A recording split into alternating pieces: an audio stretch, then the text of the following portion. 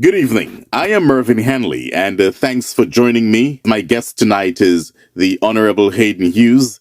He's the son of a former Chief Minister of Angola, the late Hubert Hughes, and some will argue he's someone who is waiting in the wings to be waiting in the wings to be premier one day. I don't know if it's the next premier of Angola one day.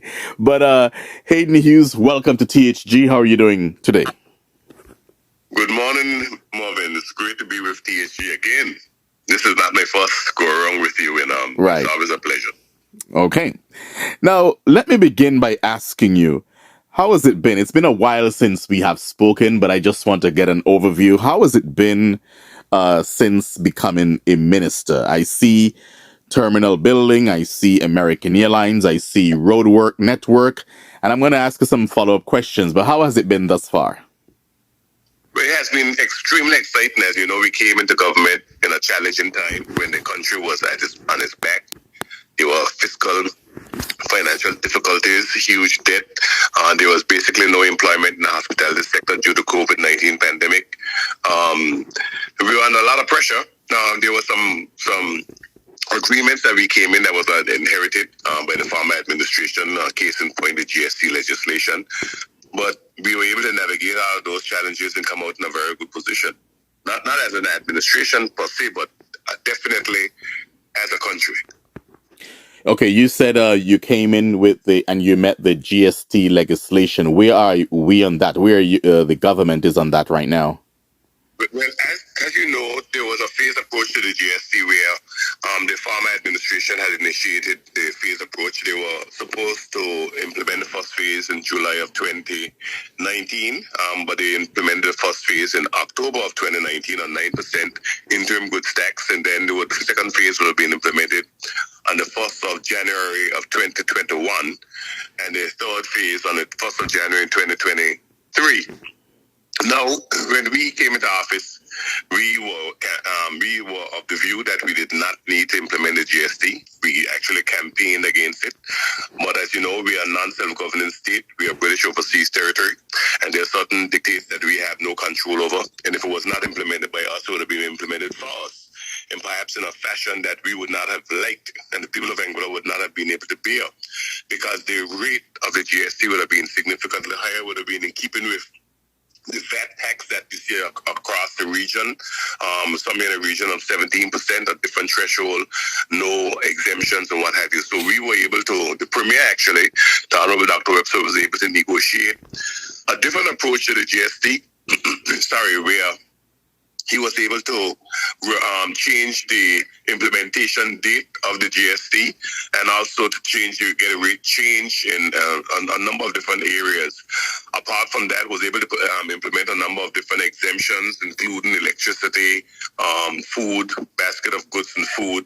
And since then, we have continued to evolve and change the GST legislation to give even more relief as we look at it and tweak it. Also, we were able to change the implementation date from the 1st of January 2021 to the 1st of July 2022. But in that, we had to give up something. So the third phase was moved for up by 6 months. So it came in as one package. Now, as you know, there was protests. The business community led a tremendous protest.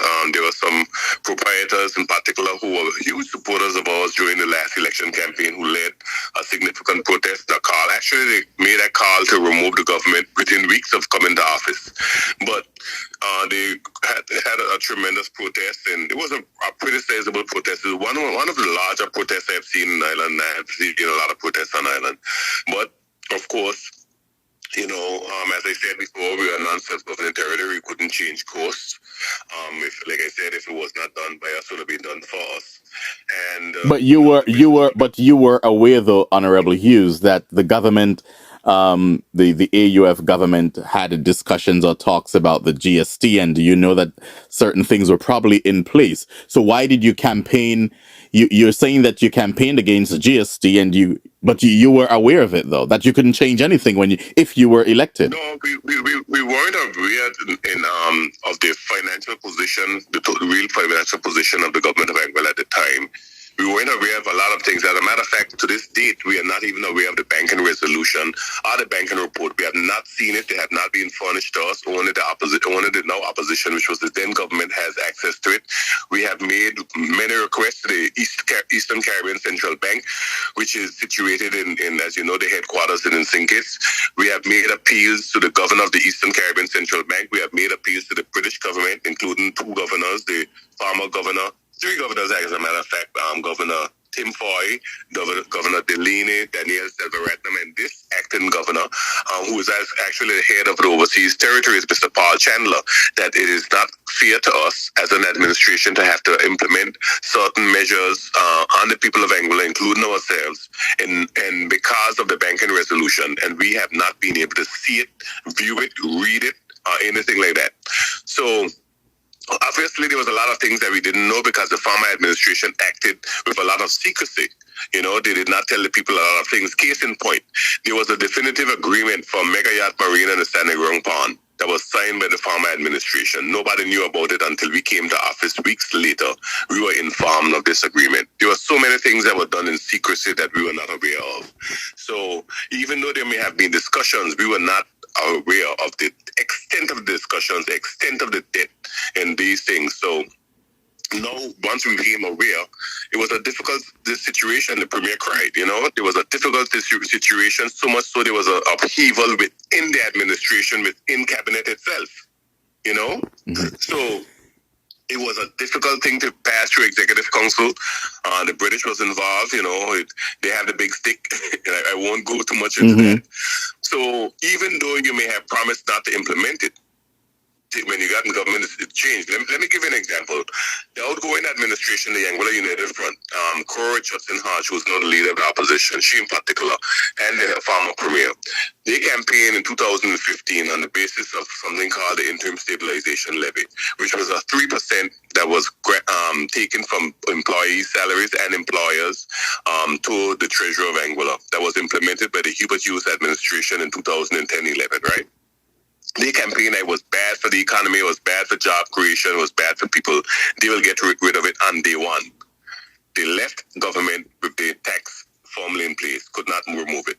Because, as I said, we are non-self-governing territory, and the British government will try to reduce contingent liabilities on their taxpayers as much as possible. Now, when we campaign that we will not implement GST, we also campaign that we will make this tax a permanent tax. So we fulfill one of those promises, which was making that tax a permanent tax.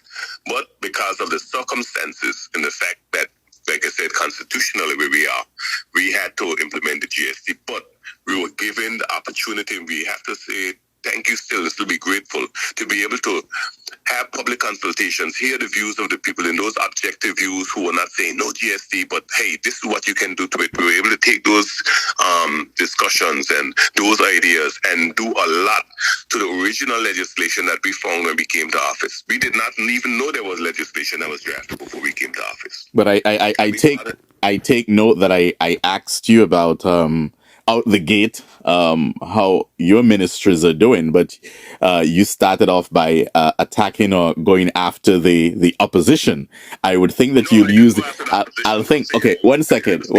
1 second. Right. Okay, but I think you'll want to speak about your ministries and what you're doing moving forward. Okay, thank you. Well, as you know, we came into government in a very difficult position. There were no capital investment projects for many decades. Between the period 2010 and 2017, the Haydn Hughes administration that was in office from 2010 to 2015, they were really and truly three capital investment projects. One was the Limestone Bay Road and the Queen Elizabeth Avenue that was financed through the CRIF Fund, the Catastrophic Risk Insurance Fund. And then there was the ABC Road, the Calvin Washington Lake Road, a spine road that leads from the Valley Main Road to the Mahogany Tree Road that was done by the administration that I was part of before, which was the Haydn Hughes administration. And then there was the first phase of the Agent T. Hazel, the road primary school redevelopment. Yes. And I think that I was the one who really drove that, because of the fact that not only was a Rose Primary School in my constituency, my district, and but because there was serious health issues at that school, and thank God we did, because that survived Hurricane Irma. So between the period of 2015 and 2017, there was absolutely no infrastructure projects whatsoever done on Anguilla. There was nothing happening in terms of any type of development. And Hurricane Irma came in September of 2017 and devastated the country, devastated the island. A lot of critical infrastructure was destroyed. As a matter of fact, as you know, a number of the schools were aged schools, and they were destroyed. And the government at the time took the decision to demolish them, with the hope that they would be able to receive funds from the British government to rebuild them. Now, to tell you the truth, the people who we have to thank for pushing the idea that the British government should really get involved after 2017 hurricane was Miss Josephine Gomes-Connor and Miss Dorothea Hodge. And even though Ms. Josephine Gomes-Connor and I are not on the same side of the political divide, I must give her credit where credit is due. And because of her and Ms. Dorothea Hodge agitating, a lot of spotlight came to Anguilla. CNN and a number of different news publications came to Anguilla, and those stories were publicized. Out of that, Mr. Boris Johnson, who was the foreign secretary, I believe it was at the time, came to Anguilla and saw the devastation. One of the first things that he promised was that he will develop an airport and a number of different things. But be that as it may, those things did not materialize. But because of the pressure, the British government decided that they would give to Anguilla to rebuild the infrastructure, £60 million to rebuild the clinic, repair and restore the hospital, rebuild the primary schools, namely the Valley Primary School, the Adrian T. Primary School, the Aurelia Kelly Primary School, and the Morris Vanderpool Primary School in East End. So those were the main, and they also said the Blowing Point Ferry Terminal. Obviously, there was a lot of factors that came into being why the Blowing Point Ferry Terminal was never built, because they were a special purpose vehicle that was developed, and the Minister of Infrastructure at the time, Mr. Curtis Richardson, and persons in the ASPA were looking in another direction in terms of developing the Blowing Point Ferry Terminal, so it never materialized. So those infrastructure projects came under something called Anguilla Program to redevelop those things. So that's how that happened. Now, when we were adamant that the Albina Lake Arch Comprehensive School should remain in its present location at the time. We were hoping that elections will happen before it started. As fate would have it, that did not materialize. Election was delayed. It was delayed until June of 2020. Right. And during that time, the Albina Lake Arch Comprehensive School began its current site. Now, it became a white elephant. And what we learned when we came to office is that there was critical advice that was given by the Ministry of Infrastructure in particular, not to relocate the school because of a number of factors. And now we are living that manifestation. And it's, as I said, it became a white elephant. And through the efforts of the Honorable Diane Kentish Rogers, we were able to, and Cabinet were able to allocate funds, well over $10 million. I was just about to ask the amount allocated for such a beautiful infrastructure. Well over $14 million we had to utilize to finish the school, and now we are on the way. Now, even though that is the case, there'll still be a lot of components that will be missing from that school. There'll be no technical trades, there'll be no sporting facilities, so children still have to bus back and forth, the teachers still have to bus back and forth. So this is why the analysis was made that was not the best site, but it is there and we have to make it work, right?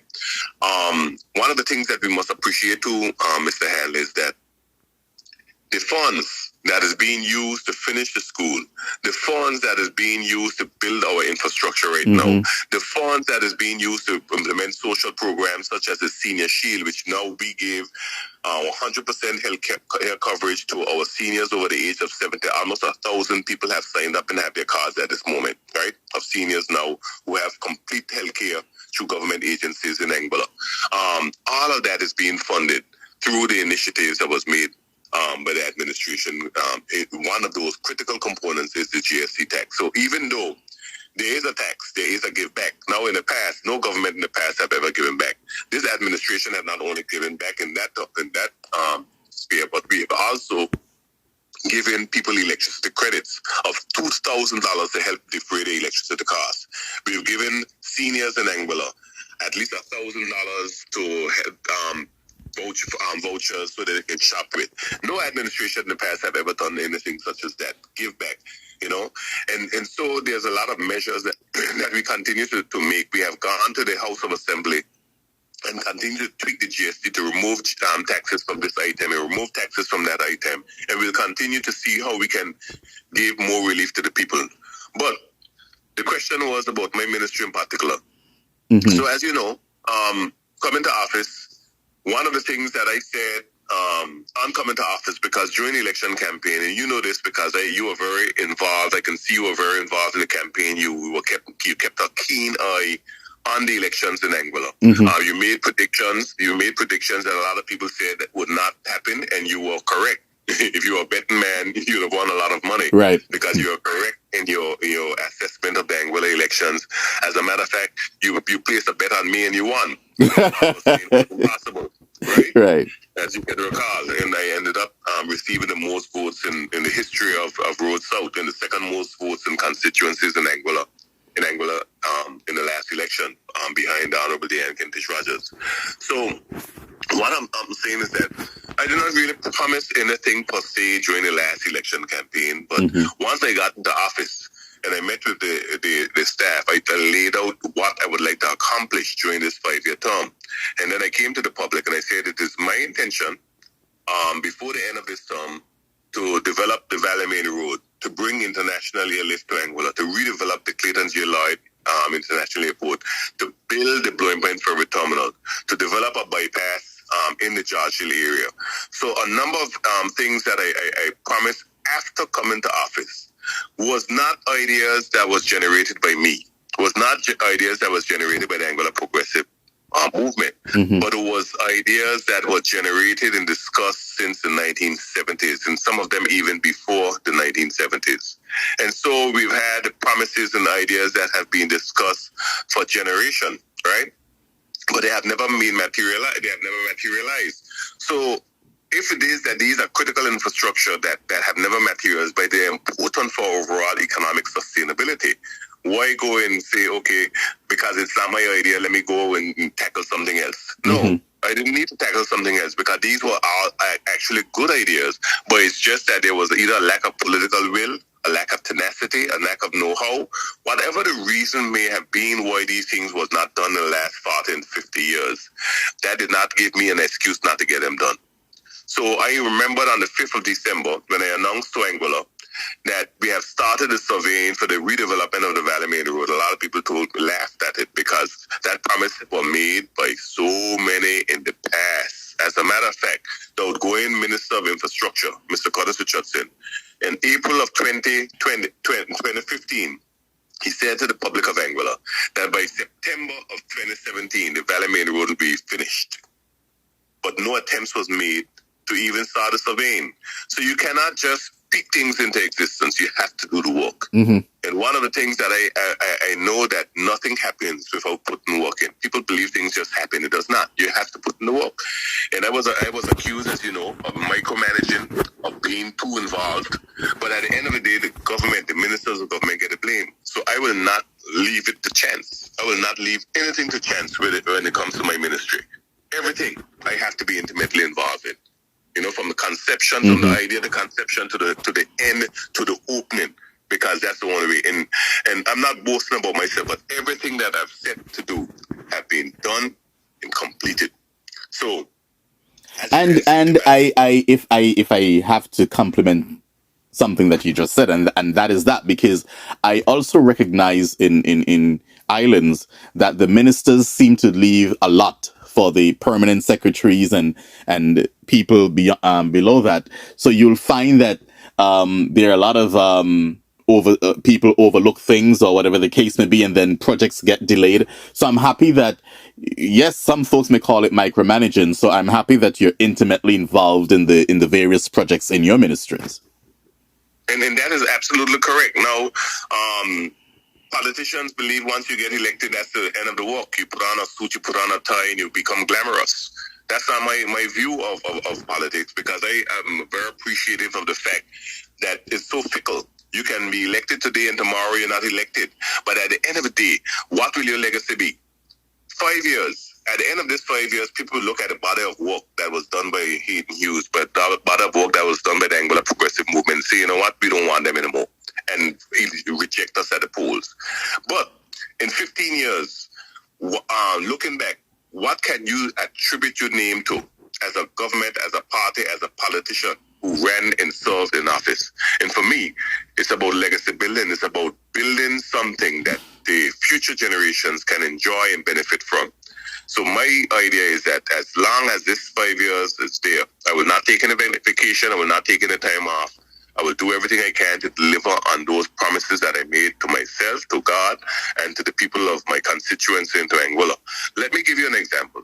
For decades, they've been talking about developing a sports facility in Blowing Point.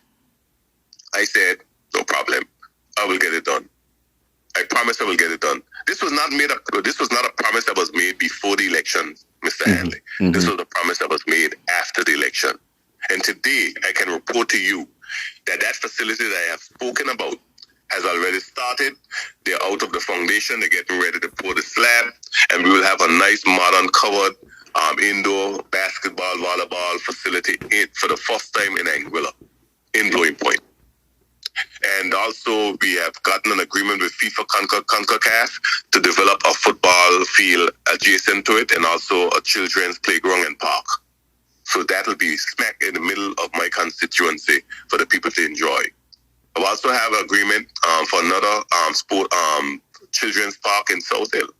So I'm not neglecting my constituency, and but at the end of the day, the critical infrastructure in Anguilla is in the valley, is in Valley South, and that is the airport, Valley Main Road, the bypass, and those things. So a lot of people may have said, hey, why did you focus on these things? And airport development is critically important for Anguilla's national development. So that is why we have American Airlines today.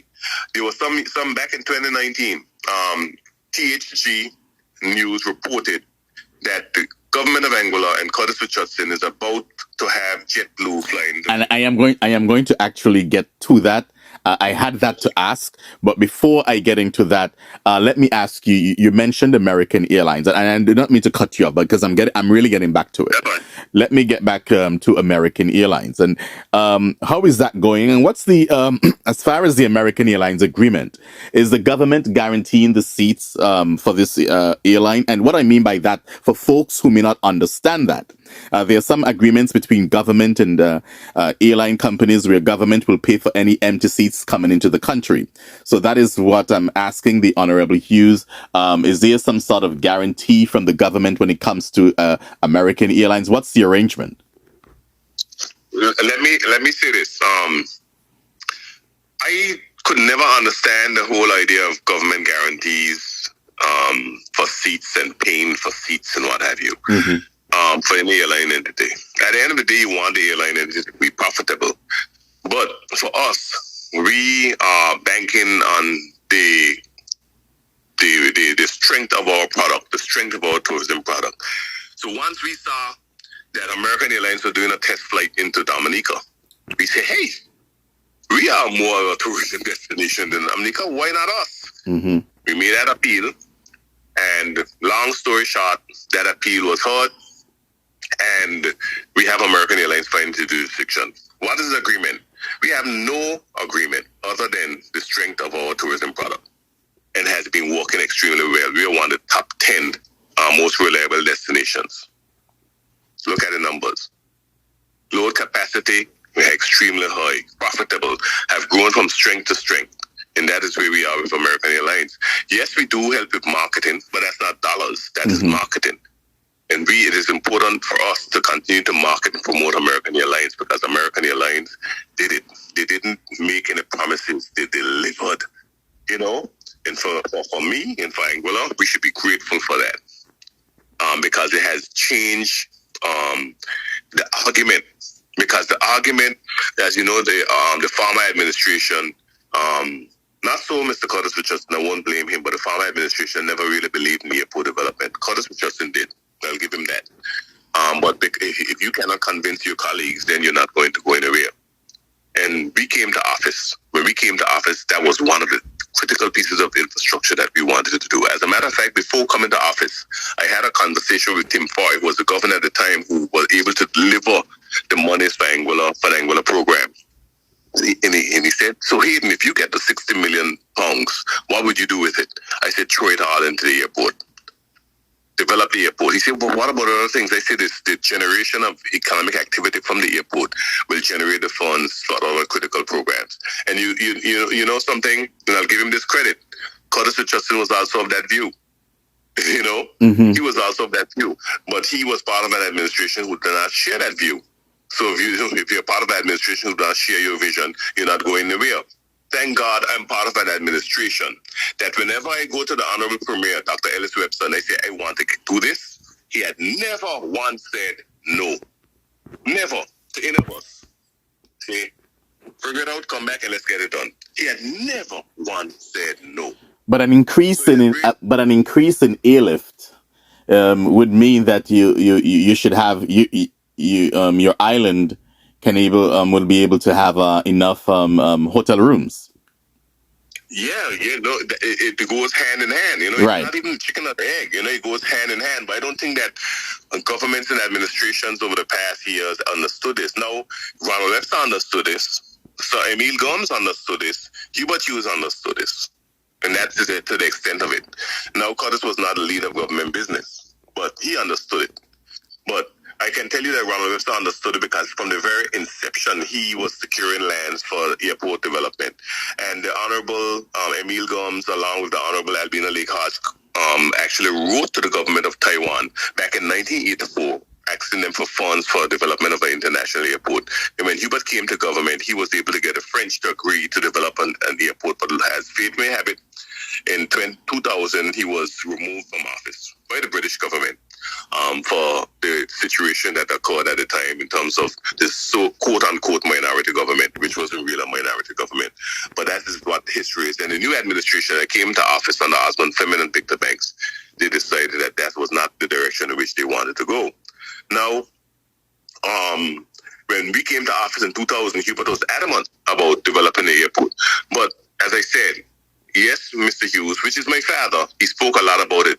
But speaking a lot about it is one part of it, but you have to do the analysis to determine the path and the way forward. And that is where we failed in 2010 to 2015. But you were a part of that. You were a part of that administration. Yes, I was a part of that administration. While I had some influence, I was not the substantial minister for anything. I was responsible for tourism and eventually tourism and sports. Now, so my influence only got so far. I was not a part of the executive at the time. And but once I came to office in 2020, under the leadership of Dr. Webster, I was a substantial minister responsible for aviation. So, Honorable Hughes, you were able to influence, or you're able to get things done under the current Premier Webster, but you were unable to do that under your own father. Yes. Okay. I would agree to that. And I would agree to that on the simple basis because we had different situations at the time. It's a ministerial position at the time. I'm a member of the executive at the time. And I'm the most senior politician in the government. That's one. And even though Dr. Webster gives us equal respect, he also understands the vision. And the fact that you got to understand and appreciate that my father is an old school politician. You know, he came up with Robert Brasher. He was a member of the Labour Party. A lot of people may not know this. He was a candidate for Robert Brasher in the 1961 elections. Back then, it was a three-island federation, as you know. And he was the last candidate for the Robert Brasher. He believed in Robert Brasher's politics. He was a Labourite. He had a different focus. His focus was anti-colonialism. I am anti-colonialism too, but I understand and appreciate where we are. And his modus operandi was different. It was more verbal rather than written, right? But with me, even in that administration, I wrote a lot. And now, when I came to office, I understand that you have to be able to sit behind your computer and write and make appeals in writing, not only verbal. My verbal appeals were behind closed doors. My father's verbal appeal was on the radio, right? It's a little different. It's a little different, if you understand what I'm saying. And you have to write. You have to make the case. So we were able to develop a business case for the airport. And that business case was done by an independent consultancy. Now that independent consultancy was actually paid for by the British government. We decided this is the path, this is the only way we can get to that realization of that goal. Instead of bickering and making noise, let us follow due process. We followed due process, and here we are today. We are here today. We have already started the redevelopment of the airport. And let us before we take a break, I want to get in that question regarding the former Minister of Infrastructure, Curtis Richardson, because as you mentioned, he spoke with myself on THG Network, and he would have said and he would have confirmed to me. And of course, we confirmed to the people of Angola, and then you can do some correctness now. As far as the confirmation of JetBlue coming into Angola, what's the stance on that? Where is JetBlue? JetBlue was never coming to Angola. What? That's the stance. Mr. Curtis Richardson, any member of the former outgoing administration, had never had a conversation with JetBlue. Never once. Because we've spoken to JetBlue, they have never had that conversation. What they had done, they had hired a consultant by the name of Nicholas Wagner. And that consultant was supposed to be able to deliver on JetBlue to Angola. So they had written up some basically an agreement, and that agreement set out what the parameters would be and what have you. Now, Mr. Richardson was advised not to mention anything about JetBlue until they had conversations, until they had an agreement. But it was a lot of Mr. Richardson. I'm sure he'll be able to respond. But at that time, it was a lot of hoopla on his part regarding JetBlue. What happened is his exuberance. Just hearing the name JetBlue, he took to social media. He did an article in the Herald, and everything was dead. As a matter of fact, I don't know if you remembered when he announced on social media that himself, the chair of the Anguilla Tourist Board, the Honorable Cardigan Khanna, and Permanent Secretary Larry Franklin was going to New York to sign an agreement. Yes. JetBlue. I don't know if you remember that. I remember that. Did you hear anything after that? Well, I'm asking you now. You didn't hear anything after that because they never met with JetBlue in New York. They never signed an agreement or anything like that. And no member of the press asked a question. And JetBlue never happened because JetBlue was not even was not even a discussion. It was not even a discussion with JetBlue. Is it a discussion? Is it the discussion now? There is a discussion now, but I don't want to go into that discussion because I don't want to suffer the same fate that has happened in the past, where you preempt and state these things and it don't materialize. So I don't want to go anywhere into the discussion with JetBlue or any other airlines that we have in a discussion with. But what I can tell you is that in our consultation, including with consulting some of the major airlines that service not only St. Kitts Nevis, St. Martin in the region, some that are not servicing Anguilla yet, all of them actually pointed to one of the critical components in terms of our airport development. And the first thing that everybody pointed to is the inefficiency of the terminal. But that inefficiency is something that we knew all along. It has long outlived its usefulness.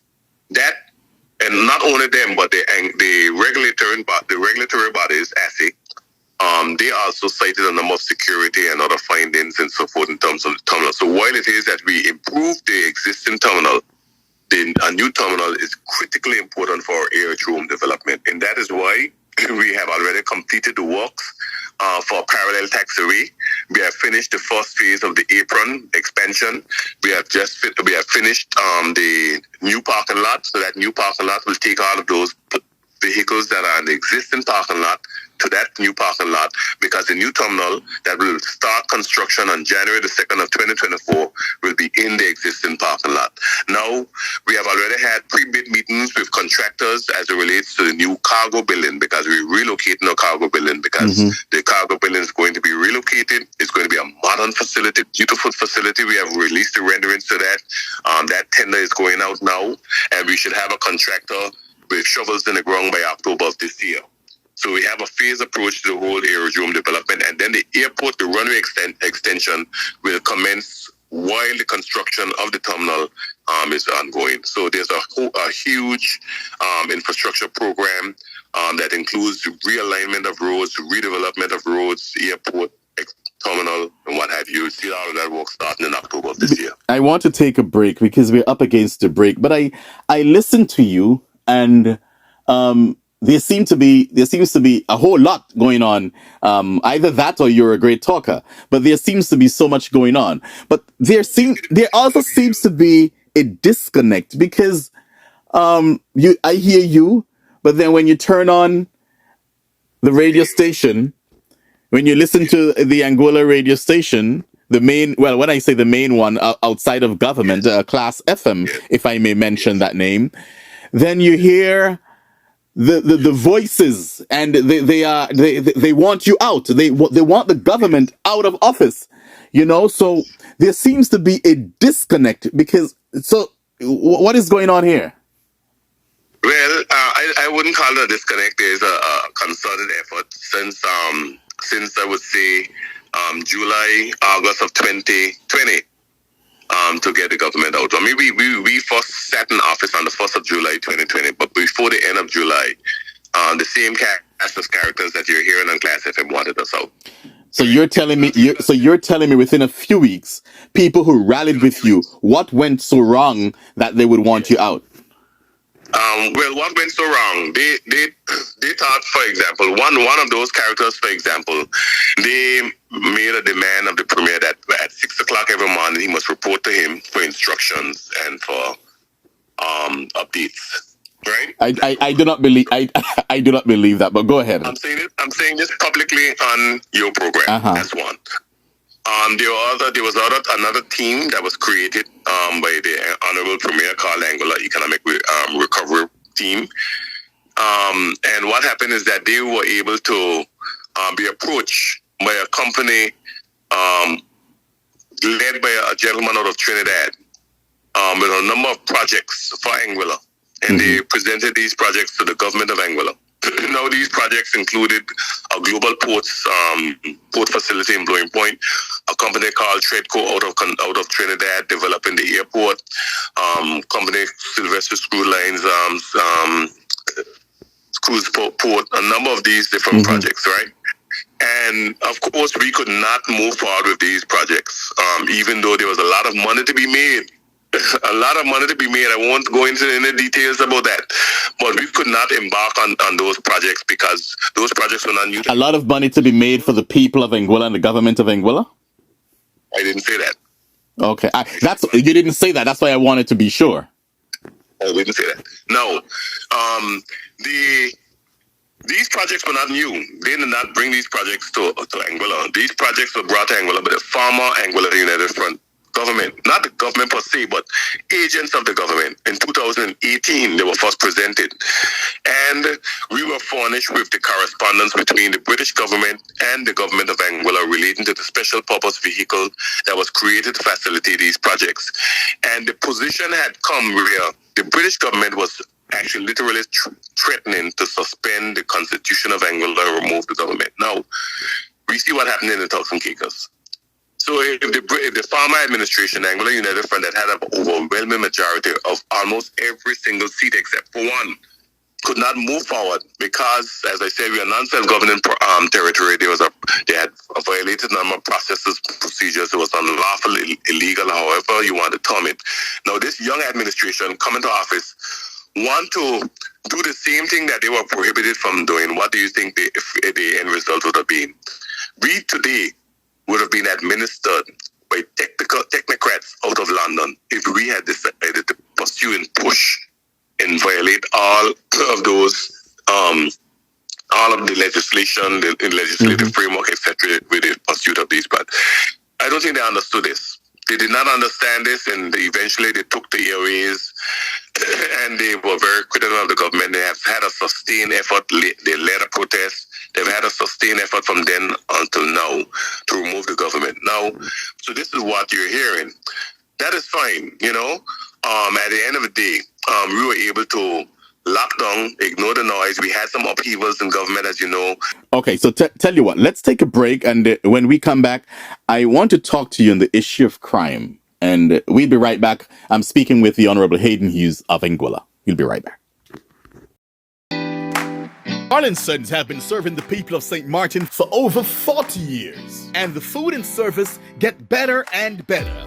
From early morning, customers flock to the bakery for their favorite sandwiches, cakes, pastries, you name it. First thing at mornings and last thing at afternoons, folks rush to Carl & Sons for simply the best. There are two locations, Colbay and on the Punfill. In Colbay, the opening hours are Monday to Friday from 6 a.m. to 6 p.m. On Saturdays, 6 a.m. to 5 p.m. And on Sundays, 6:30 a.m. to 10:30 a.m. and 2 p.m. to 5 p.m. Opening hours on the Punfill, Monday to Friday, 6:30 a.m. to 6 p.m. Saturday and Sunday, 6:30 a.m. to 1 p.m. We also cater for weddings, parties, special events, whatever the occasion. It's Carl & Sons. Our staff, we are always happy to serve you. Call us today, the Colbay location, 721-544-2462.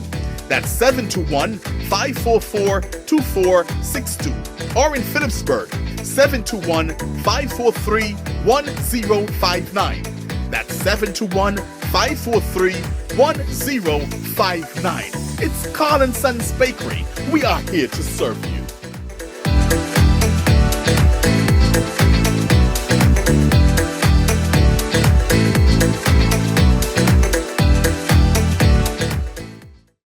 And we're back here at THG Network, where I'm speaking to the Honorable Haydn Hughes, and he's my guest tonight. Now, Honorable Hughes, over the last few months, especially, there seems to be an uptick in crime, and there have been incidents where you, as the Minister of Tourism, I would want to think should be a bit concerned. Now, I do not want to get into the details per se, but your government, I believe, I know that you'd probably tell me about the governor and the British, their responsibilities and stuff. But at the end of the day, the buck stops with your government to keep not only your citizens safe, but also your visitors. And then I know that this is no secret that gunmen interrupting one of your carnival events. Is your government failing when it comes to curbing crime and protecting your citizens? And what do you have to say as the Minister of Tourism? Well, firstly, Anguilla is a tourism-based economy. And one crime in Anguilla, whatever the crime may be, is one crime too much. Mm-hmm. And so, this is of concern to us, even though this is absolutely not the highest prevalence of gun-related crime in Anguilla, it is still of a concern to us. I've never blamed any government, whether in government or in opposition. Even in 2006, where we had the highest prevalence of gun-related crime in Anguilla, I have not blamed government because it takes the community. The police themselves are not miracle workers. And when I see people, sorry, Mervin, when I see people blaming the police, the Royal Anguilla Police Force over the years, I don't blame them.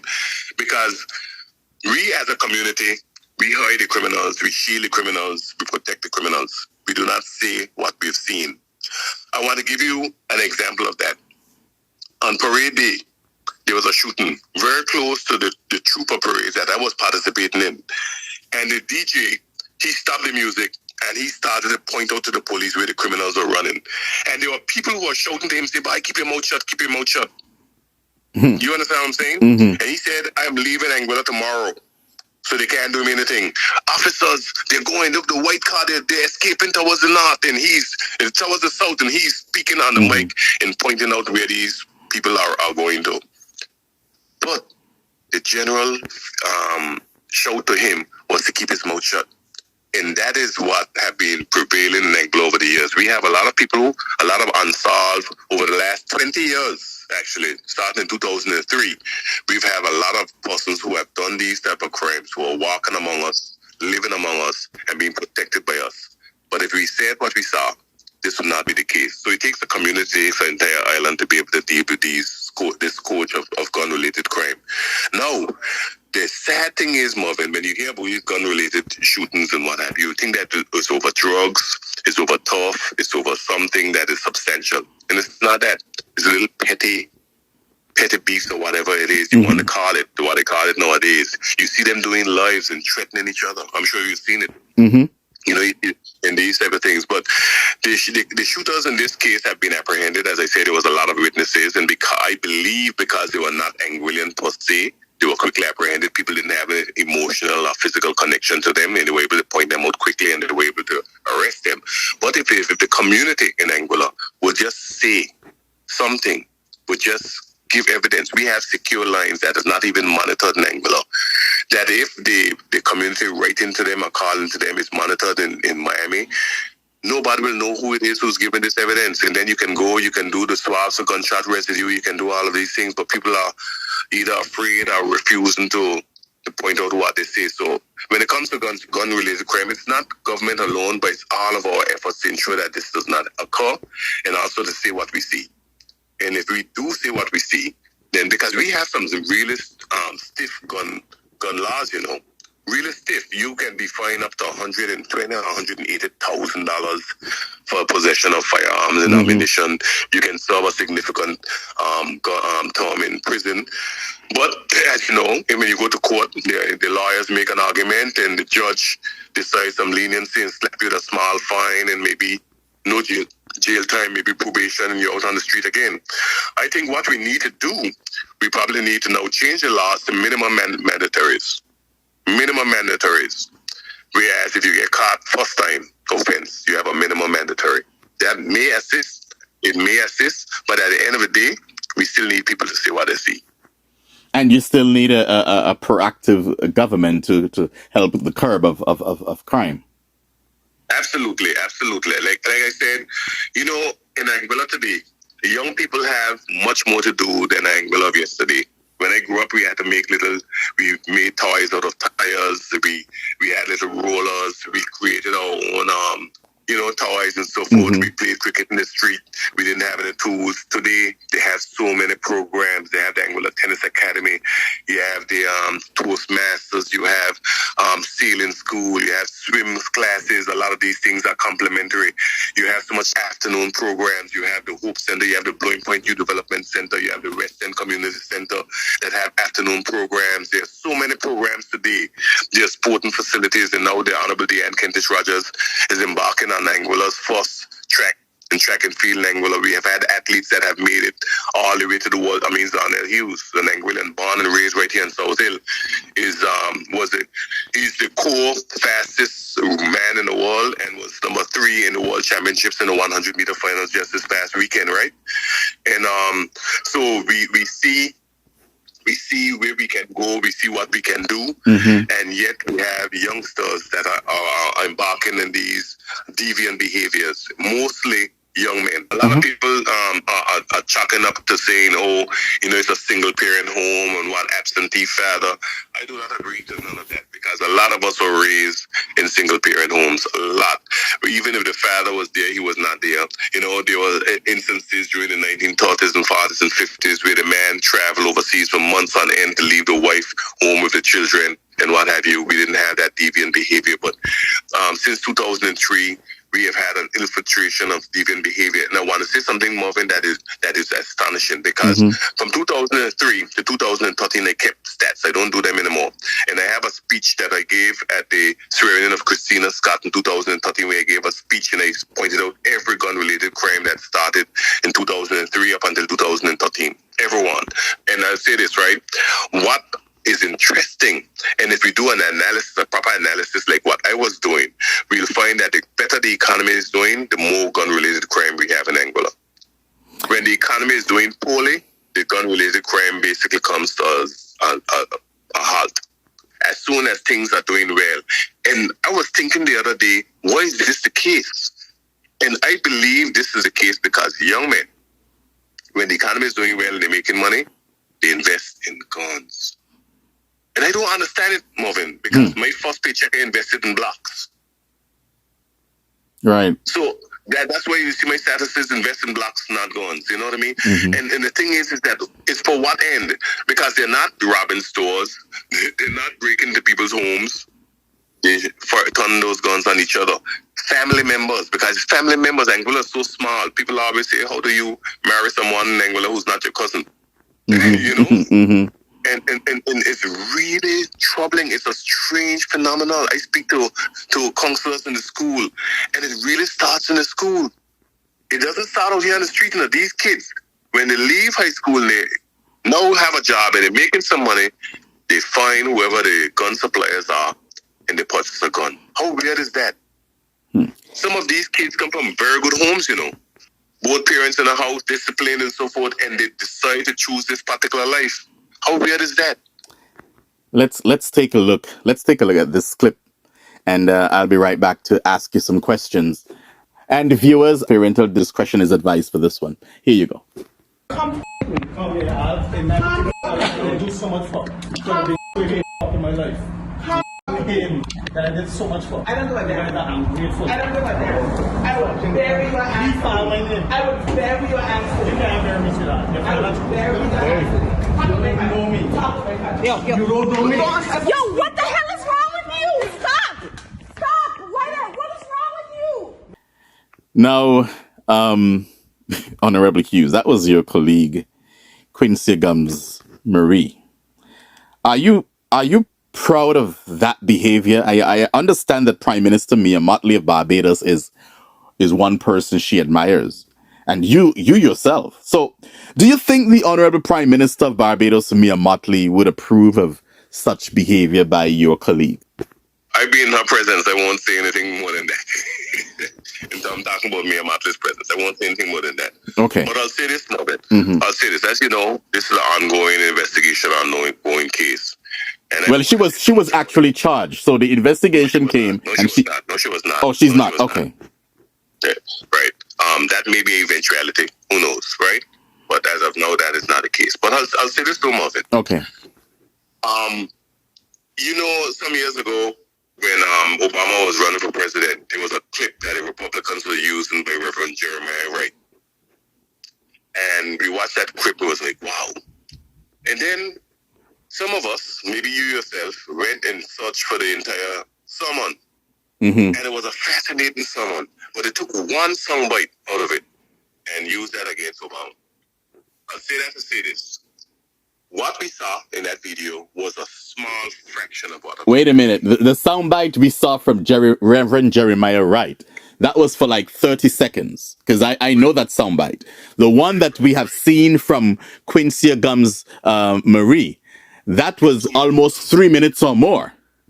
Well, 2 minutes and some, but it wasn't only... Okay, 2 minutes and some. So that's not exactly a soundbite. Her part of it was less than that time, though, if you listen to it in totality. Now, I'll say this to Mervin. With all due respect to you and everybody else, there's a lot that occurred before that. And one of the things that occurred before that is that the gentleman, he did not come there to assault Miss Quincy Gums Marie. He came there to confront Haydn Fort Hughes. That's who he came and he first attacked. And apart from that, he not only verbally assaulted me, threatened to kill me, he also hit me, not once, but 4 times. And I refused to engage because he was trying to get me to fight him. And if you're trying to get me to fight you, you will not get the satisfaction of me fighting you. So you just stayed there and a man... Wait 1 second. So you just stayed there and someone hit you 4 times or 5 times or whatever, and you're saying that... 4 times. I'm not going to say 4.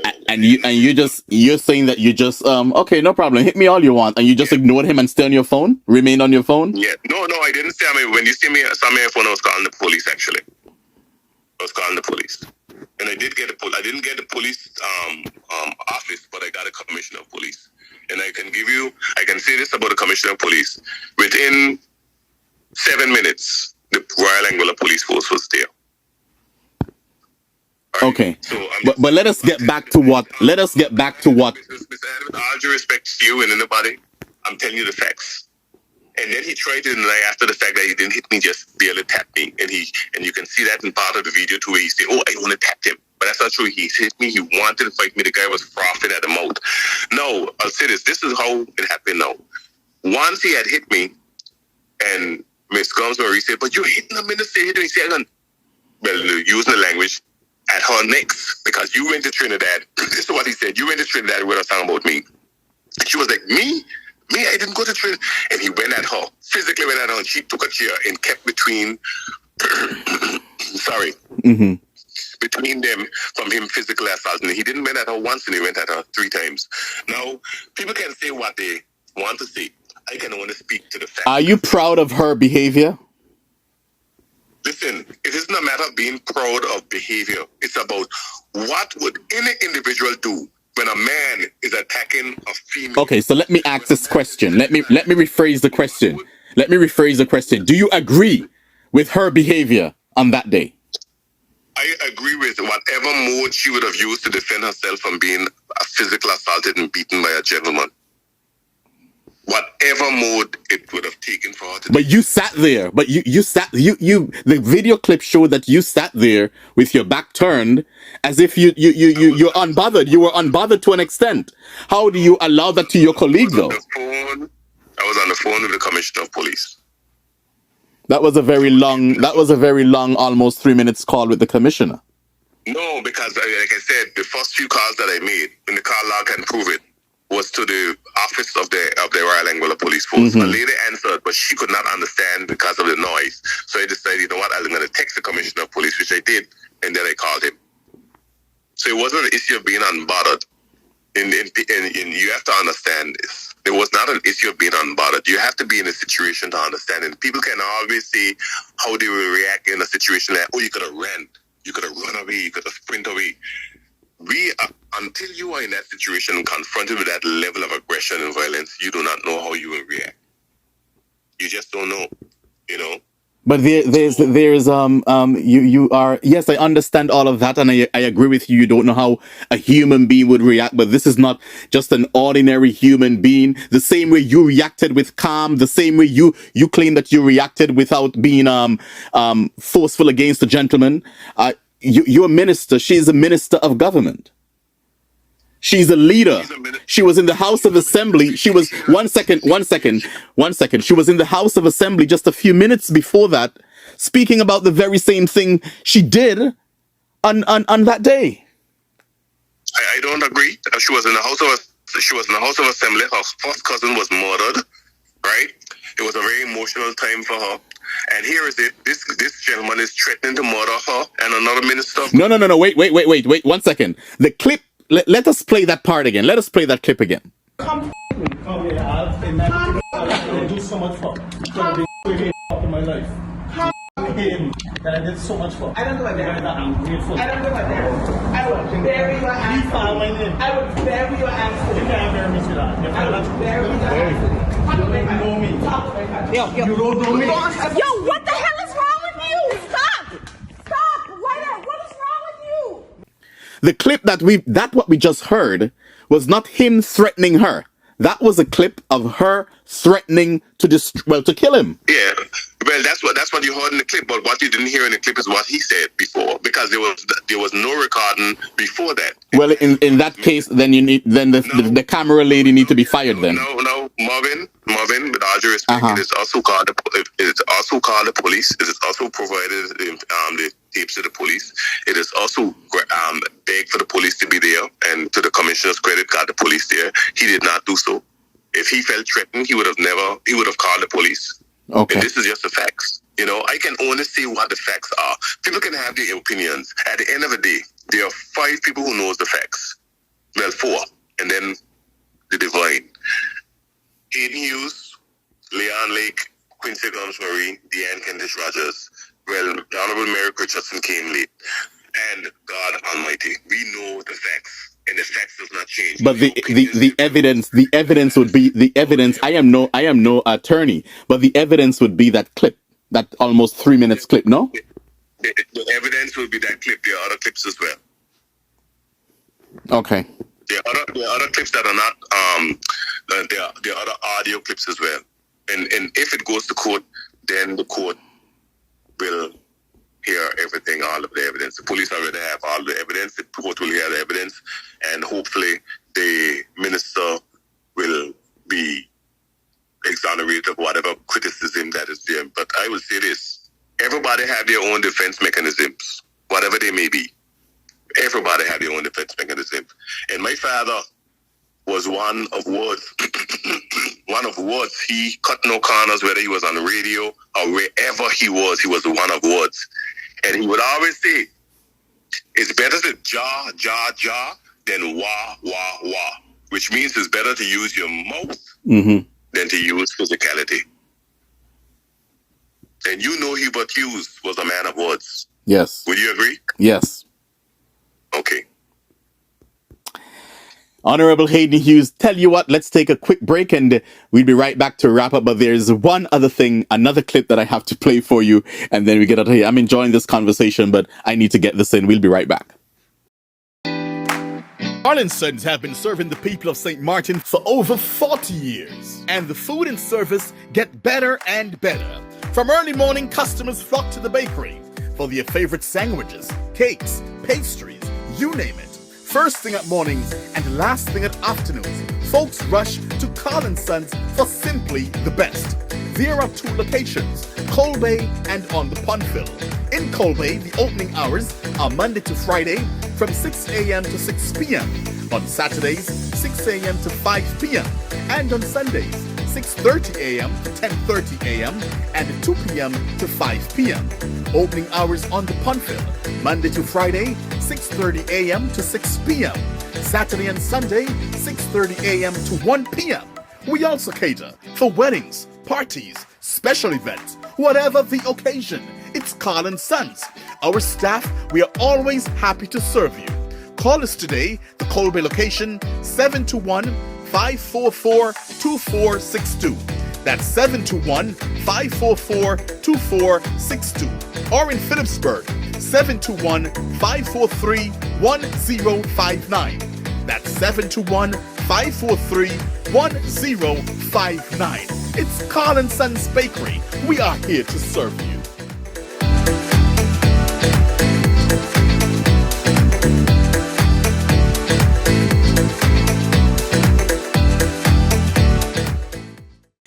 It's Mervin Hanley on THG Network, and I'm speaking to the Honorable Haydn Hughes. We'll spend probably 5 to 10 more minutes, and then we'll be done with this interview. Now, let's take a look at this one in the House of Assembly. This was on you being in the House of Assembly on June 13th. Yeah, June 13th in the House of Assembly. Let's take a look where you called out a member of the opposition, Shelia Rogers-Webster. That Cora, Richardson, Hodge, and Cardigan Connor. And I'm not going to give Shelia a pass, Madam Speaker, because Shelia sat in the Anguilla Tourist Board while the Anguilla Tourist Board was used by the Anguilla United Front to bring in election materials and to use a company that was paid by the Anguilla Tourist Board to produce videos for the last election, Madam Speaker. Please address the member appropriately. Sorry, the member for Valley North, Madam Speaker, sorry. The member for Valley North. And she sat there quietly and said nothing, Madam Speaker. The member for Valley North, Ms. Shelia Rogers-Webster, even after Tim Foy had made it clear that no contract should be signed beyond a particular date leading to the 2020 election, she affixed her signature endorsement as a secondary signature to the chair of the tourist board at the time, giving contracts just before the elections, Madam Speaker. And then they want to say that they're the moral compass, Madam Speaker. How did that happen? You are something else. You are a force to reckon with politically. But let's. I look at that clip and I just smile. Now that was allegations you made against the Honorable Shelia Webster. You've heard, you know what you said. You've seen it. You've heard it. It was your words. Of course, she came out and she went after you forcefully and challenging you, daring you to say what you said in the House, out of the House of Assembly, because you're protected in the House of Assembly. What say you? Well, I came out afterwards and I said what I said in the House of Assembly, Mervin. Mm-hmm. What I said in the House of Assembly, I can say anywhere. It's a matter of fact. The Anguilla Tourist Board, when Shelia Rogers-Webster was there, utilized the services of the Anguilla Tourist Board for political purposes. They were imported materials and so forth for the Anguilla United Front, used in the Anguilla Tourist Board, the Anguilla Tourist Board address. This is a matter of fact. So what I say in the House of Assembly, I can say anywhere, and I can defend that anyway. So you weren't using your parliamentary privilege to even to mislead the people and to assassinate Shelley's name. A matter of fact, you went on to talk about signatory on checks as far as a particular project contract.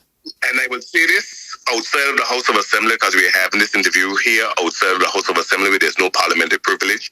The Honorable Shelia Rogers Webster, when she was the manager of corporate affairs at the Anguilla Tourist Board, after Tim Foy had issued an edict that no contracts or anything should be signed beyond a particular date leading into the 2020 elections, was a signatory on contracts, including the Anguilla St. Martin dock management contract. I said it before in the parliament. She came out and I don't want to say she denied it. She played politics with it, but I'm saying that right now, again, outside of the House of Assembly, as a matter of fact, and I can send you the evidence to prove it.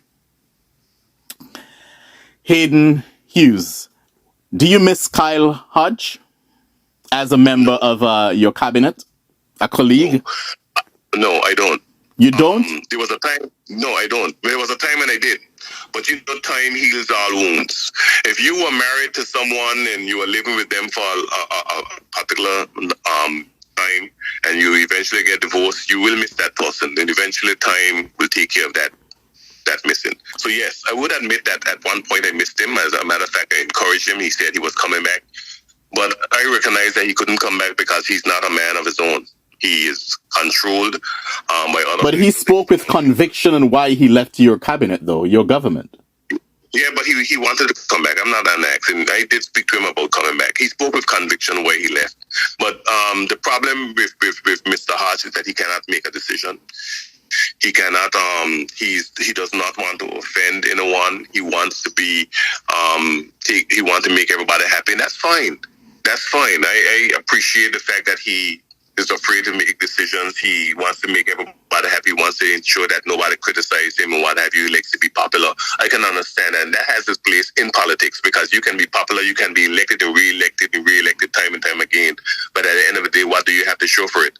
So in my view, he shouldn't have resigned. He should have bent down and walked because he had a supporting team. He had a supporting premier to ensure that whatever his goals and aspirations were, they were done. Let me give you an example. During the GST, he was the one who came up with a number of areas in which we can give exemptions. He looked at the VAT and Zinkits, and he was able to come back with a number of recommendations. Those recommendations was taken on by cabinet, taken on by executive council, which he supported. And by the time they came to the parliament, he had already resigned. When we came to parliament, to present them to parliament, the same ideas that he gave, he voted against them. He voted against them because it sounds good to vote against them. He, along with Shelia Rogers Webster, Cora Richardson Hodge, Joseph Van der Poel and Cardigan kind of voted against banking exemptions and different exemptions on food and so forth, so on. Those were his ideas. He voted against them. So, and it's because the name GST was attached, he didn't, without understanding, not he understood because it was his idea. So, from my mind, he is where he's supposed to be. He made that decision. He's a minister who became a minister on his first go around. He got the most votes in Anguilla in the island-wide. The first time that was presented, he got the most votes, was the most popular elected member. Became a minister of government with a substantial portfolio, resigned as a minister of government to join the opposition to the hope of running an election to become a minister of government again. And then when things get hard and people start to criticize, what do you do? At the end of the day, Mervin, we elected on a 5-year contract to serve the people of Anguilla, to deliver on the promises that we have made. So we have delivered on a significant number of those promises, and even some of those things that we have not promised about. And do you think that the people will renew your contract? No, at the end of the day, that is for the people to decide. That is not for me to decide. Now, do I think that the people should renew our contract? Yes. But if the people do not renew the contract, I can guarantee you, within a few short years, the people will realize that are in their mistake in not renewing that contract. Now, at the end of the day, I've learned a long time ago from my father, who was a veteran politics, got involved in politics in the 1950s, that it isn't so much about what you do. It isn't so much about your accomplishments. At the end of the day, you can do everything in the world, pave the roads with gold. And that one individual who don't believe that impacted his life will still say you haven't done anything and vote against you.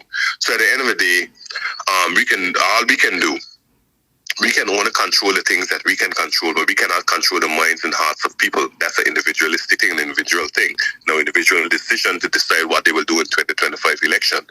And whatever decision is going to be made, whether they renew the contract or decide, you know what, we've had enough of you, we're going to go back with the United Front, then that will be the case. Because there's only going to be one winner, and that's going to be the Anguilla United Front or the Anguilla Progressive Movement. So the decision is very, very easy. It's not a real multiple choice. It's one or the next. And that's just the way it's going to be. You know, we know there's the Labour Party and there's the People's Action Movement. You know, there was a coalition of sorts that kind of broke that Labour Party stranglehold. But as soon as they started to fall apart, what happened? Labour Party came back to office, right? Yes. And so you know, we can't control what will happen in 2025, but what we can control is the thrust and the idea of renewing and redeveloping Anguilla and putting Anguilla in a place where the economy can be strong, where we can have social programs that takes care of our most vulnerable among us. For example, the Honorable Diane Kentish Rogers now have a school lunch program. That is a phenomenal program that is now primary schools, and she wants to extend it to every single primary school, and hopefully in the future for the high school. She also have the intent of rebuilding the Lansing Bowl Cultural Center. She has enacted a HERE policy that has made shockwaves throughout the entire region. The Honorable Quincy Gomes-Marie have taken us into the Blue Belt program, have done a significant number of projects in Anguilla, including one that she'll soon be unveiling, which is the green space, the botanical garden in the valley area. The Honorable Mary Richardson is finalizing the lease agreement for a drag strip in Anguilla, along with some other upgrades to the People's Market and what have you. The Honorable Kenneth Hodge, for the first time in Anguilla, is bringing legislation for minimum wage in Anguilla of $6 an hour. It's something that has never been done in the history of Anguilla, delivering on that promise. Working on immigration reform to help citizens from other nations who have been contributors to Anguilla to be able to reside and live in Anguilla. We had the digital nomad program that was the brainchild of the Honorable Quincy Gomes-Marie. The Honorable Premier had brought into being everything, because without his support, we could never have none of these infrastructure, the projects. But also the Senior Shield, where people who over 70 do not have to pay a dime out of their pocket for health care, whether it's dental care, whether it's primary or tertiary care, whatever it is from our healthcare facilities here in Anguilla. So there's a number. The Honorable Premier has also carved out a number of businesses that only Anguillians can embark upon. No person can come from outside and infiltrate these particular businesses. So we have changed the business license regime to protect the businesses of Anguilla. We have removed duties and taxes on a number of items, including food items, banking services, and soon we'll be going to Parliament to even expand that list of a number of different areas where taxes, GST, etc. will remove. So we continue to push and prod along. I don't want to talk about the immense infrastructure projects that we have embarked upon here on this island, because anybody visiting Anguilla for the first time in 2 years will be taken aback at how much we have done in terms of infrastructure and changing the face of Anguilla. So we are embarking on Children's Park across this island, from Island Harbour to West End.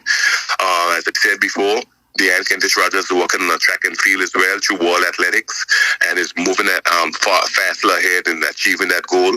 So there's so much that is happening that have been spoken about for 40 to 50 years. As a matter of fact, just to say this, we inherited a serious bad situation in water in Anguilla, and we have allocated funding to rehabilitate water, the water distribution network in Anguilla, and we have those funds ongoing this year, next year, and the following year.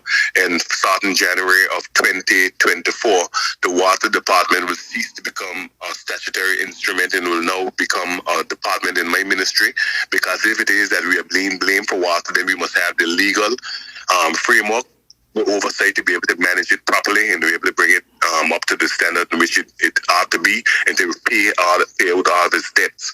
So also, the Honorable Minister of Sustainability, Ms. Quincy Gomes-Marie, has already started on the whole idea of greening Anguilla, transforming our energy sector. She has had round tables with the board of directors of Anguilla, the Caribbean Development Bank, the Public Utilities Commissions, other stakeholders and what have you to move forward in that direction. So there's so much that is occurring right now that we can be proud of and that will put Anguilla on a sustainable path. Honorable Haydn Hughes, thank you so much. It's been a full hour right here on THG with you, and it's always a privilege and a pleasure to have you, to speak to you on matters pertaining to the island of Anguilla. Thank you very much for the opportunity, and I look forward to having this discussion once again. Okay. Ladies and gentlemen, there you had it on THG Network with Mervin Hanley. I wish you a good night, and we'll be back again with a similar presentation.